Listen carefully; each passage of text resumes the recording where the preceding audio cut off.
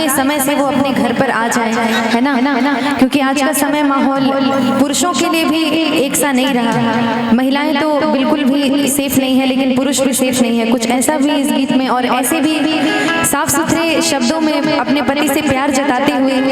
इस गीत को बहुत ही सुंदर शब्दों में पिरोया गया है। आइए सुनते हैं।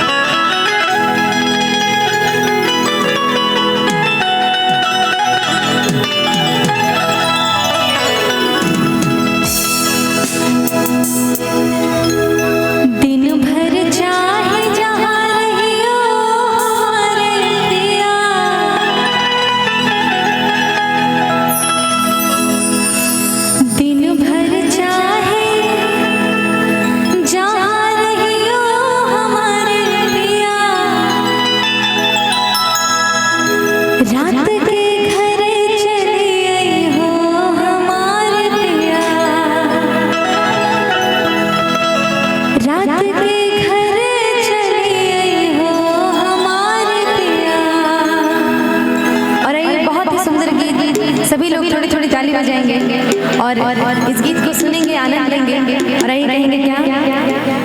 दिन भर चाहे जहाँ रही हो हमारे पिया,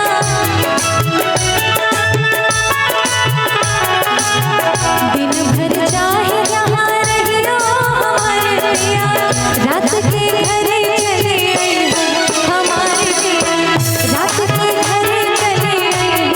हमारे पिया, रात के घरे चले आई हो हमारे पिया, दिन भर चाहे जहाँ रही हो हमारे पिया, दिन भर चाहे जहाँ रही हो हमारे पिया, रात के घरे चले आई हो हमारे पिया, रात के घरे चले आई हो हमारे पिया, रात के घरे चले आई हो हमारे पिया।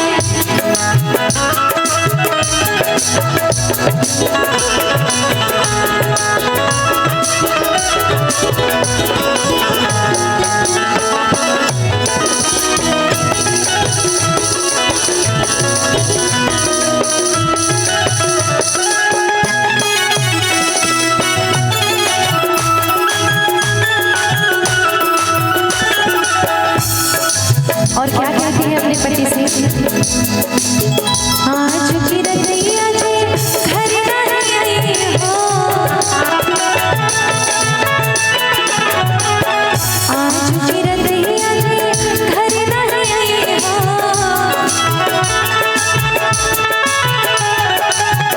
आज की रतिया जी घर नहीं आई हो, आज की रतिया जी घर नहीं आई हो।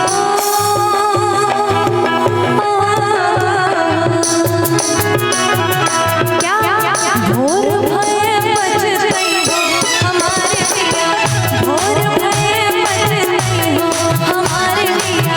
भोर भये बजतई हो हमारे पिया, दिन भर चाहे जहाँ रही हो हमारे पिया,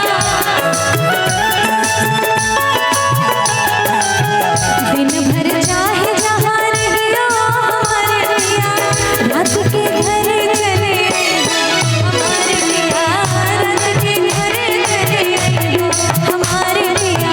रात के घरे चले आई हो हमारे पिया।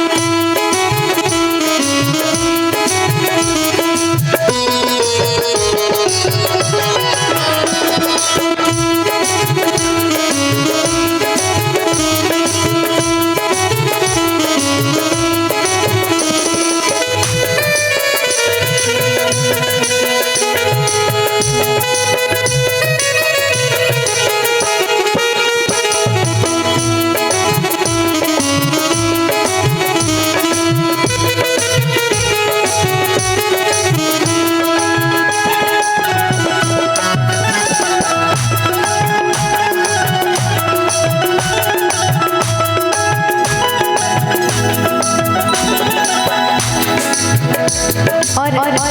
एक पत्नी हमेशा अपने पति से चाहती है कि जब भी वो श्रृंगार करे, जब भी वो सजे,